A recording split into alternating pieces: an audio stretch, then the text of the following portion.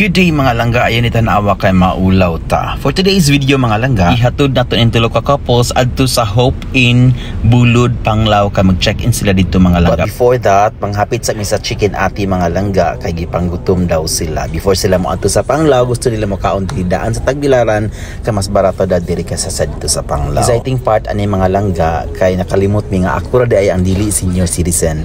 So na-enjoy gid nilang unom ang 20% discount mga langga. Sana all. Ug kay talagsaon naman ni si Auntie Siria og si Uncle Earning mo uli og buhol mga langga, so mag triple date kuno sila. Sana all again na ay ka date. By the way, si Auntie Siria og si Insita Sing mga langga igsuon ni sila ni Mama. Tanawa raon sa kanindot nga akong gikaon gamay pa kaysa sana discount.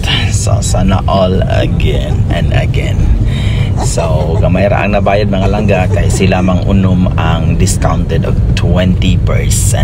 So maoro to mga langga, ako sana silang ihatod sa Panglao kay excited na ni silang tulo mag triple date.